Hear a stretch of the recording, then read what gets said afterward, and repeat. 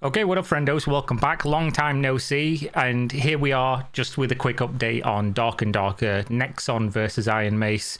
I said I'd release this video as soon as we got the information, and it seems like more waiting as to what's going to come of this. But we do get confirmation now that Nexon are legitimately trying to just force closure and kill Dark and Darker completely as a game. Nexon versus Iron Mace, strong versus strong goes all the way. Quote, "We will ensure that the Dark and Darker service ban is cited," says Nexon, a representative of Nexon. And, quote, "We will ensure that it is revealed that no trade secrets were violated," which is what Iron Mace are saying. Now, if you've not kept up with this, you know, there's a million videos if you want to go check them out. Basically, the long and short of it is people who worked at Nexon on a previously unannounced or unreleased project that was internally titled P3 decided that they were going to do things that they were told not to do, which included using a server to upload trade secreted data that they were working on while at the company to a private off-campus server. And then when they were told to, you know, stop doing that, they continued to do so for multiple months. And then when it was discovered that they were talking to people behind the scenes, trying to poach them to go and start their own company, they parted ways with the company, and then, of course, went and made a game called Dark and Darker. And ever since then, basically, they've been being sued by Nexon for what they've claimed is copyright infringement and trade secret violation, as well as another thing that I can never remember. Either way, what happened after that was Nexon filed a bunch of DMCAs in Western courts and Western parties such as Steam to get the game pulled. Some of these were upheld. Later on, they were essentially withdrawn due to the fact that the Western lawsuit was told, why is a South Korean company suing a South Korean company with all South Korean employees, with all South Korean documents? Go sue them in South Korea. And obviously then that happened as well. And at some point during the last sort of 6 months or so, it was determined by said court that there was no copyright infringement, but there was trade secret infringement, which essentially they've been forced to pay 8 billion won or something. And Nexon basically are unhappy that it's only 8 billion won, and Iron Mace are unhappy that they lost on that basis and that they have to pay any money at all. So it's then going to an appeal at higher court, in which they've just had their first date, in which this update's about. And basically Nexon have said, we want all the marbles, we want the game to be banned, we want even more damages. They specifically say, why are you limiting damages from this year to this year and it only being 2 years, when if they did infringe on our trade secrets, it should be all of the money. And Iron Mace are basically saying, we didn't do anything wrong, you know, get rid of this stuff, tell us we don't have to pay any money, and, you know, there we go. What the court are basically saying, we will go over, I guess, now in specific wording. On the 17th, the first hearing of the appeal trial between Nexon Korea plaintiff and Iron Mace defendant was held at the Seoul High Court Civil Affairs Department number 52. The first trial, a lawsuit for injunction against infringement of trade secrets, ended with Nexon's partial victory, which was 8.5 billion won in damages, but both parties have since appealed. Nexon is taking a position that will hold Iron Mace, where the team members of the undisclosed new Project P3 moved to, accountable to the end for releasing a similar game, Dark and Darker, just over a year later. Iron Mace has made it clear that it has not infringed on any trade secret, which, of course, the court has said otherwise. At the request of Nexon's attorney, a game explanation session will be held on August 28th. So basically, they're both going to be given 40 minutes where they've prepared their PowerPoint, right? They're going to come into the court, 40 minutes each, and they're going to show why is our game not like their game from Iron Mace's perspective, and Nexon are going to show why is their game like our game from their perspective.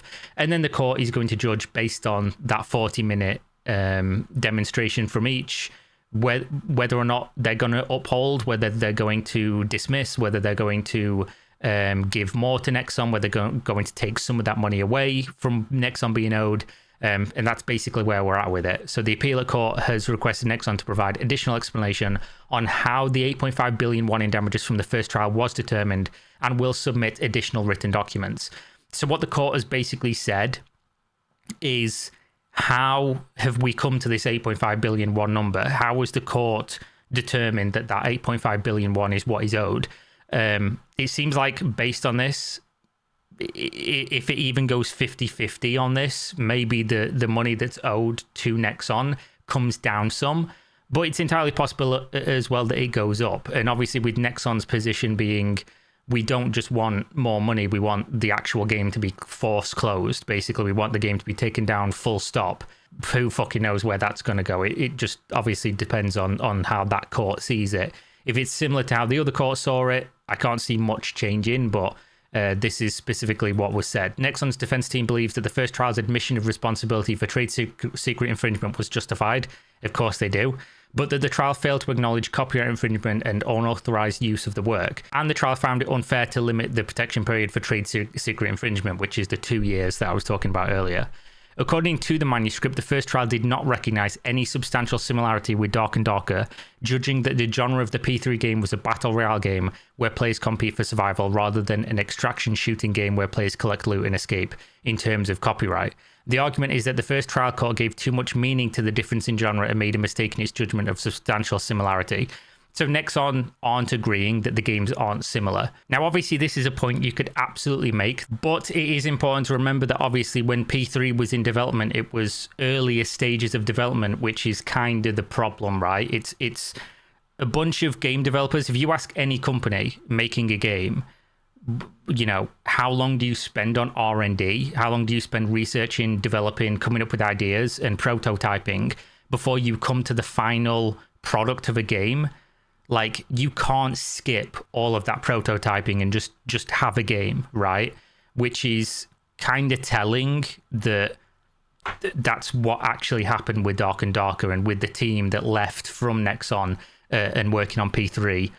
And that was their argument, right? They used their Nexon's money, they used Nexon's time to test this game, to prototype, to determine what was going to work, what wasn't going to work.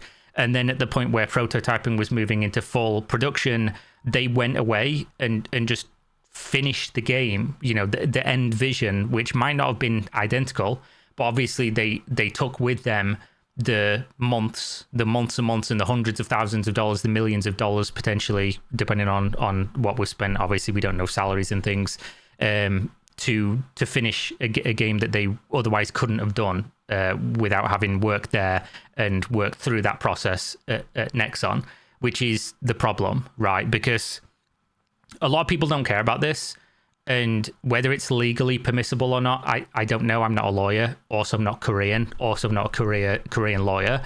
But realistically, I think if you speak to most people that work in the games industry, they wouldn't think it's a good idea for you to basically be able to just go work for a big company, take all their time and money to prototype something out, and then just leave the company and make another game using the knowledge that they gained from having spent their money trial and erroring to get to the consensus of a final workable product. Because then, I mean, it's not going to work, is it? And also, it's just not logically or morally consistent, because if you're going to do that, who is eventually going to win? The small companies, the small examples of when a small team goes away and does that, or the big companies that could essentially just start stealing and poaching ideas and things like that from smaller companies with vastly larger sums of money and resources. It doesn't work, does it? It's untenable for the industry, and I think most people reasonably will come to the same conclusion, other than, of course, some people who believe that when you work at a company on the company's dollar, you somehow retain the rights to all the things that you work on, which is not real life. That's not how things work in general. It's just not typically how things are going to go. And also, undoubtedly, of course, a product that is released is going to be further along and more developed than a product that was in development. And obviously, the product that was in development in Nexon wasn't allowed to get to the release status because the people working on it essentially left and took all the staff along with them, which basically put the project into fucking purgatory. The first trial limited the trade secret protection period to 2 years from the time the P3 project team leader left Nexon in July of 2021 to the time Dark and Darker early access August 2023. So this is basically, this 2 year period is where the damages were calculated, as far as I'm aware. It acknowledged the trade secret infringement, but the first trial's decision to dismiss the service ban claim on the grounds that the trade secret protection period had expired was not legally correct. The defense attorney argued that if the protection period is set from the time of retirement, the unjust profits obtained by the trade secret infringer will not be deprived at all, and a protection period of 2 years is too short, so the first trial decision is unfair in many ways. So again, they're arguing, we just want all the money. You know, you stole our game, we want all the money. That's what Nexon's saying. I have no opinion on you know, where this is going to go. Who fucking knows, realistically. Quote, "This is an unprecedented case that should never happen again in the gaming industry." I agree with this. Nexon, don't like them as a company. Never going to find me defending like the moral actions of Nexon. It's a large corporation. They generally make games I don't play. They generally make games that I have no interest in playing. They monetize things absolutely out the ass, and a pretty fucking anti-consumer company, provably so, with court cases against them for rigging RNG in games like MapleStory. Don't like the company whatsoever. Not defending them on that basis, but realistically, the games industry, we shouldn't be accepting of this. Whether or not a game's good or not is going to determine whether or not people will. That was originally the case in Dark and Darker. Dark and Darker people liked the game, so they hate Nexon, so they preferred to side with Dark and Darker. But now Dark and Darker is widely considered to be a dead game. The developers are making wrong decision after wrong decision. The game's in a massively steep decline in terms of population and also sentiment. So now people are kind of on the side of actually fuck this company. But reasonably, this should not be allowed to happen in the games industry, because it would just be untenable and it'd turn into shit flinging real quick. If the defendant's actions are not prohibited, similar cases will continue to occur in the future, and no gaming company will be able to develop new games. That's a bit ridiculous, but I understand why they're saying it. And as I went over earlier, of course, it would happen, right? If there was a precedent set that you were only going to be punished for 2 years, for example, for doing what they did, but more people would do it, because it's like if you could steal $100 million, but you'd only be, you know, penalized for $5 million. Stealing $100 million has a fine of $5 million, right? It's a reasonable thing that most people would do. So yeah, this makes sense, and you can already see that this has happened even since then. It's happened before in Korea. It's happened after in Korea. To Nexon as well, both times. So, you know, that's pretty funny. Therefore, the defendant's action should not be overlooked from a legal perspective, but they should never be repeated for the development of Daerim Industrial in Korea. I hope that our court will consider all of these cases and make a wise judgment. Here is Nexon's position. So previously, the trial court ruled that Nexon P3 information was a trade secret, and that the defendants, Choi, Park, and defendant company Iron Mace, as joint tortfeasors, basically joint wrongdoers, if you want to translate this from legalese, had infringed on trade secrets and acknowledged the full amount of damages claimed by plaintiff Nexon, ruling that it was clear that it exceeded 8.5 billion won. In the appeal, Nexon plans to do its best to have the copyright infringement, theft of the work, and the request for a ban on Dark and Darker service accepted by focusing on proving the substantial similarities between P3 game and Dark and Darker, the correct legal judgment on the period of trade secret protection, and the illegality of unauthorized use of the work. So basically, to put a long story short, Nexon want all the money.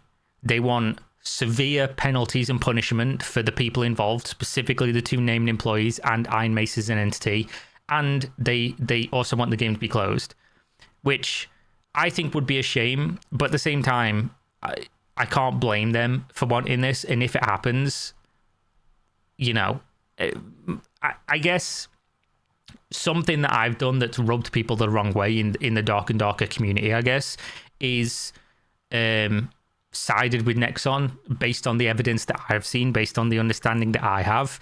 And I think reasonably, with what I've read, with what I've seen, with what's in my brain, I could be completely wrong, as always. You know, anybody can be, especially if you're not an expert. I think reasonably, whether or not legally in the jurisdiction of South Korea, I cannot obviously say. But I think reasonably, with the information that I've seen, Dark and Darker could not have existed without Iron Mace and Iron Mace employees doing something that I would deem to be unreasonable, right? And stretch the term unreasonable as much as you want, where you're going to take that. But I think it shouldn't be allowed. And if the game was to close based on what they did, that's fair, because the game shouldn't have existed in the first place. And the fact that it has for so long is like, it's a win for the community because they got to play the game. But obviously we've seen once they got out of the period of the honeymoon, they couldn't maintain the game anyway. So the best hope now is that this goes away in the best way possible, and that somebody else makes a game that's similar enough but understands what the community wants and doesn't have this massive amount of baggage following it around, which undoubtedly will have caused issues with the development of the game. But at the same time, it seems like the actual design direction is the bigger problem. Either way, I think, again, from what I've seen, it's reasonable to want the game to close down from Nexon's perspective, because it really shouldn't exist in the first place. Iron Mace's attorneys argue that there was a problem with the process of identifying trade secrets in the first trial by going through the process of inclusion. So this is Iron Mace's perspective. The defendant's explanation is that it is wrong to incorporate trade secrets because the trade secret information was all publicly known in the prior game, and the general knowledge acquired through it was not included in a single prior game. They also said it is problematic to arbitrarily select outputs from various stages of incorporate them as trade secrets regardless of the time. In terms of trade secret infringement, the P3 game dated July 30th, 2021, which is the subject of the infringement submitted by the plaintiff, by Nexon, was built after the dispute, and it was never accessed. It was also argued that it is not reasonable to acknowledge unfair competition in the form of trade secret infringement or copyright infringement for a game that has never been accessed. I assume by access they mean like publicly released, because there is no argument that these people literally made P3. Like, they worked at Nexon, they worked on P3.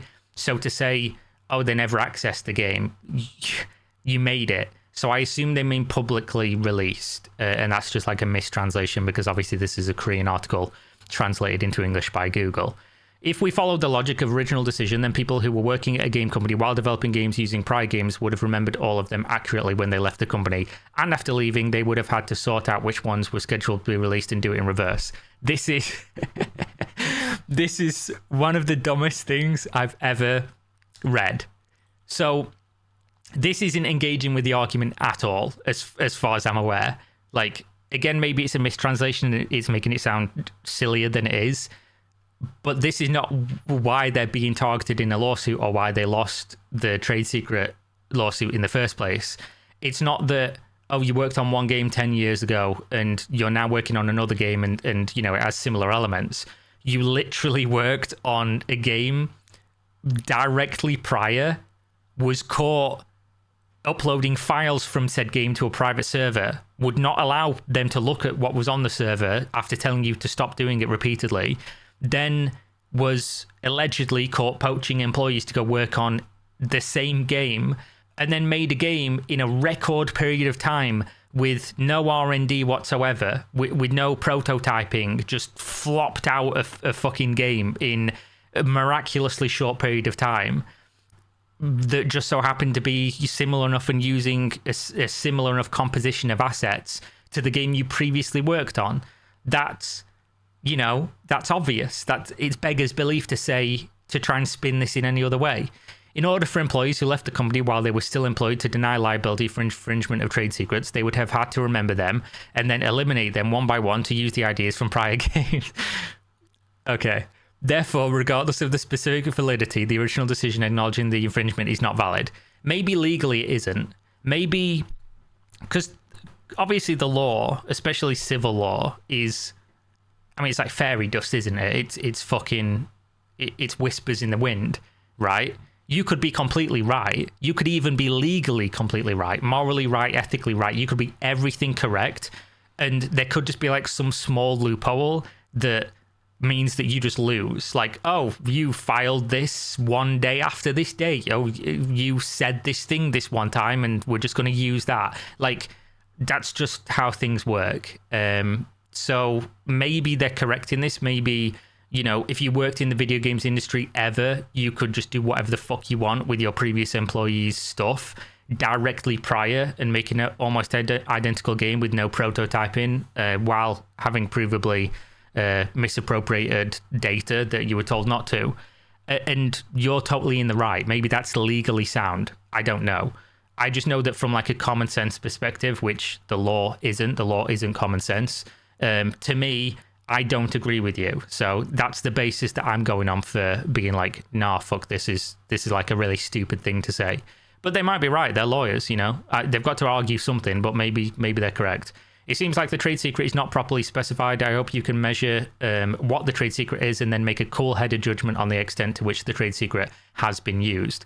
So here's the iMace's statement. The trial court found that iMace did not commit copyright infringement or unfair competition, never possessed P3 materials, and that the Dark and Darker game is a separate creation that is not similar to the P3 game. In the appeal trial, we will also conduct the trial with objective evidence and thorough examination to prove that iMace did not infringe on any of Nexon's trade secrets. So there we go. And there's multiple articles about this. They all like differently outline the same information, some of them giving a little bit more information than others in areas and missing out a little otherwise.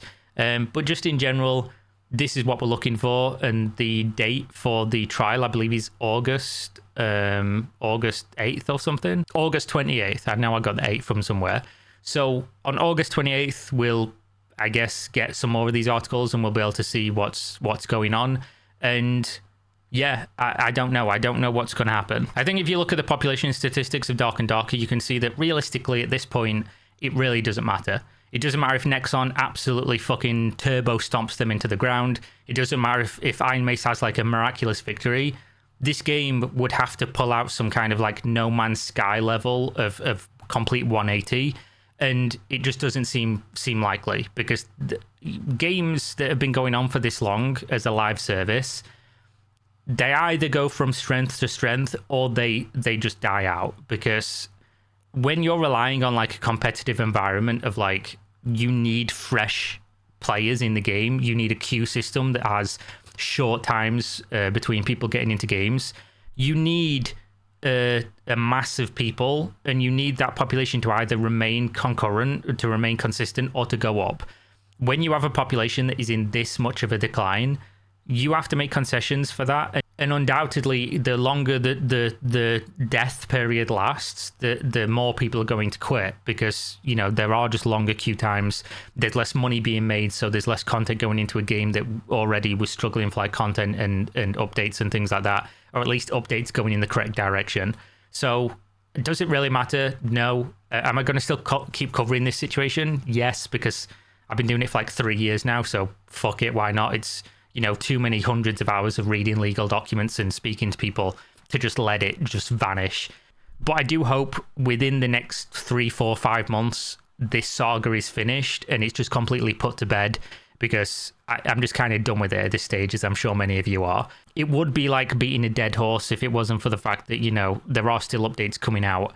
But it's getting like too long-winded of an explanation and so many obscure things to remember that I'd rather just like do the final video on it when it's all done, like maybe a retelling from beginning to end in like a video essay type thing, and then just put this shit to bed, because I think realistically the game's probably going to be fucking sound asleep by then anyway, with a 0 population player count. But either way, there we go. Thanks for watching as always. Hopefully you enjoyed. Again, we'll keep you up to date next month with what happens. And if you enjoy the content, suggest something you want to see me cover, go check the links in the video description, Discord, Twitter, things like that, if you want to DM me some content ideas. And also, Gamer Supps, go check the link in the video description. So if you want to check them out, check out any of the other stuff that they do, link down there, and obviously you'll get a discount if you use my code, and I'll get a kickback. So win-win, and I'll see you next time, guys. Stay safe. Peace.